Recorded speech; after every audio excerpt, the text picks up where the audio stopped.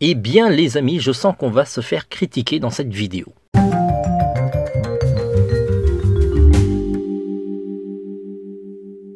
Hello les amis, je suis auteur et illustrateur depuis plusieurs années. Mon nom c'est Vanuita sur mes ouvrages. Et sinon on me connaît aussi sur le web sous le pseudo TVH. Voici une vidéo plutôt importante qui s'adresse à peu près à tous les dessinateurs, quel que soit votre niveau. Je vais vous exposer mon opinion face à la critique. Comme dans cette vidéo c'est beaucoup de blabla, je vais l'illustrer avec une séquence vidéo où je vais dessiner et je vais parler par-dessus. Bien sûr, les images n'auront pas beaucoup de rapport par rapport à ce que je dis. Donc écoutez plutôt ce que j'ai à vous exposer. Tout d'abord, lorsqu'on expose ses dessins face à un public, on doit accepter deux choses très importantes. La première, la plus facile, c'est de recevoir des compliments, des éloges, et ça c'est plutôt agréable. Par contre, la seconde partie est moins agréable, c'est de recevoir des critiques. Les gens n'ont pas forcément apprécié votre dessin. L'un ne va pas sans l'autre. Vous ne pouvez pas avoir des compliments et pas de critiques. Ce sont les deux faces d'une même pièce. Si vous ne voulez pas qu'on vous critique, je dirais que le mieux c'est de ne pas exposer votre travail. Dessinez dans votre coin et lorsque vous vous sentez suffisamment solide pour affronter la critique, là vous pouvez montrer votre art aux yeux du monde. Sinon, il reste une autre solution, c'est d'ignorer complètement la critique. C'est plus facile à dire qu'à faire. On va mettre de côté les compliments et se focaliser sur les critiques. Et là, il y a encore beaucoup de choses à dire. Il y a plusieurs types de critiques.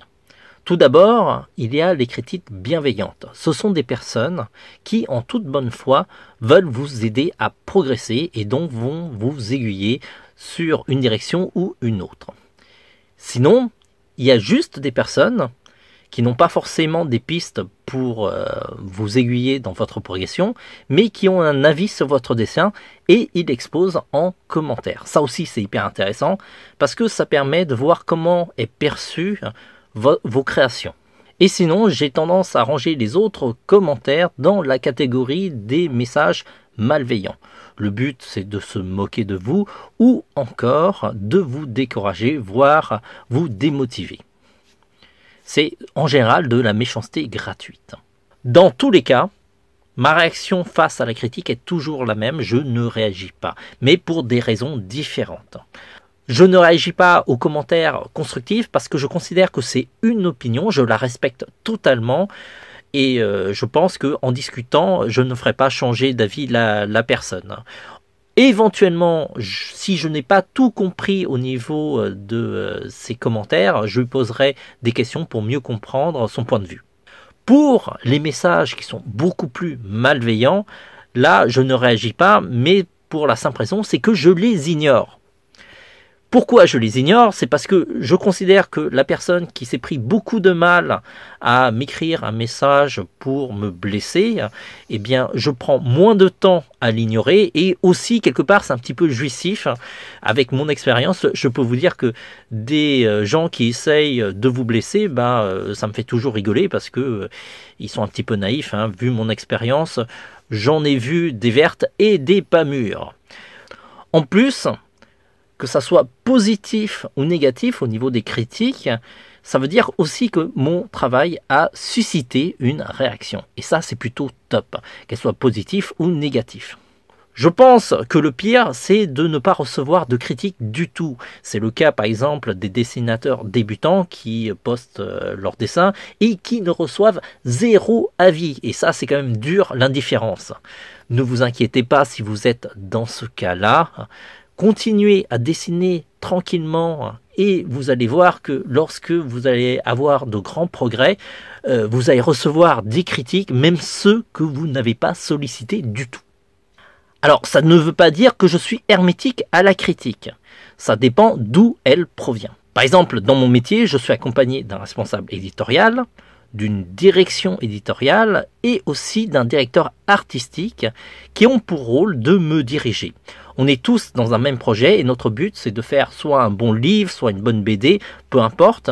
Et donc toutes ces personnes vont émettre des opinions sur les propositions que je leur fais et du coup je vais soit corriger, soit refaire d'autres propositions si ça ne convient pas à toutes ces personnes.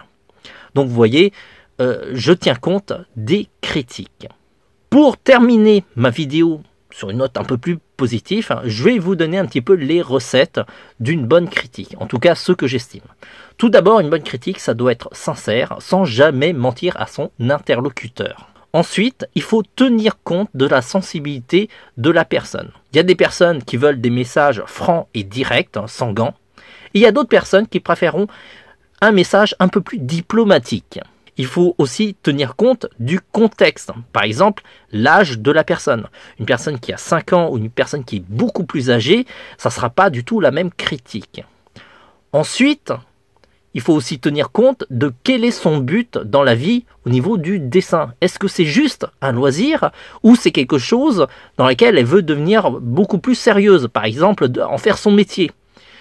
Tous ces critères sont importants avant de faire une critique. Si vous n'avez rien de constructif à dire, j'aurais tendance à vous conseiller de ne rien dire du tout. Soyez sympa avec elle, préservez-la, éventuellement encouragez-la à continuer à dessiner parce que c'est qu'en dessinant qu'on progresse. Merci d'avoir suivi cette vidéo jusqu'au bout. Je vous rappelle que dans cette vidéo, c'est juste mon opinion personnelle face à la critique. Ça ne constitue pas du tout une vérité. C'est juste mon opinion. Si vous avez une perception différente de la mienne, n'hésitez pas à enrichir votre point de vue dans les commentaires. Et en plus, ça m'intéresse de connaître toujours des points de vue différents. Si ce format vous a plu, n'oubliez pas de vous abonner, liker et vous êtes libre d'exprimer votre opinion dans les commentaires. Qu'elle soit agréable ou potentiellement désagréable, ne vous inquiétez pas, on lira les commentaires agréables et on se fera un plaisir d'ignorer ostensiblement ceux qui le sont moins. On se dit à très vite, en attendant, dessinez bien.